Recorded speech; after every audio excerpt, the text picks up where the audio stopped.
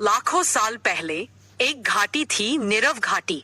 उसका नाम इसलिए पड़ा था क्योंकि वहाँ हमेशा एक गहरी अजीब सी शांति रहती थी। उसी घाटी में रहता था एक सौम्य विशालकाय डायनासोर, एरनोस। एरनोस अपनी प्रजाति का आखिरी नर था, एक टाइटैनोसोर जिसका दिल उसके शरीर से भी बड़ा था।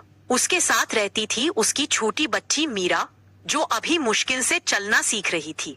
मीरा हर सुबह अपने नन्हे पैरों से एरनोस के बड़े बड़े कदमों के बीच दौड़ती और एरनोस अपनी लंबी गर्दन झुकाकर उसे प्यार से छूता। ये उसका मैं हूँ यही कहने का तरीका था। एक दिन आसमान के रंग अजीब हो गए। सूरज हल्का धुंधला दिखने लगा। दूर पहाड़ों से जमीन के हिलने की आवाज आने लगी। जंगल के पक्षी अचानक उड़े, जैसे किसी बड़े खतरे से डरकर।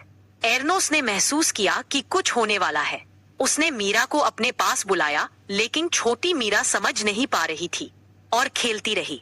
अचानक एक बड़ा धमाका, धरती फटने लगी, पहाड़ों की चोटी से आग की लपटें उठने लगी।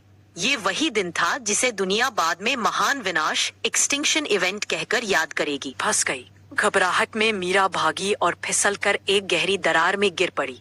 एरनोस अपनी पूरी ताकत से उसकी ओर दौड़ा। धरती कांप रही थी, लावा बह रहा था, राख गिर रही थी, लेकिन उसे बस अपनी बच्ची दिखाई दे रही थी। उसने अपनी विशाल गर्दन नीचे झुकाकर मीरा को पकड़ने की कोशिश की। मीरा रो रही थी, छोटी सी आवाज, लेकिन दुनिया के शोर में भी एरनोस को साफ सुनाई दे रही थी। एरनोस की आखिरी कोशिश, उसने अपनी पूंछ और शरीर का सहारा बनाकर मीरा को ऊपर धकेला। आखिरकार मीरा ऊपर आ गई, लेकिन दरार और चौड़ी हो गई।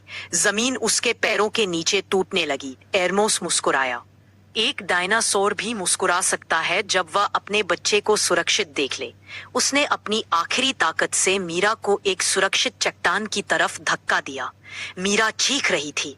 वो समझ चुकी थी कि उसके पिता अब नहीं बच पाएंगे। एरनोस का अंतिम कदम, जैसे ही दरार पूरी खुली, एरनोस नीचे गिर गया, लेकिन गिरते समय उसकी आंखें सिर्फ मीरा को देख रही थी, शांत, प्यार भरी और गर्व से भरी। ऊपर खड़ी मीरा, राख और धुंधले आसमान में अकेला।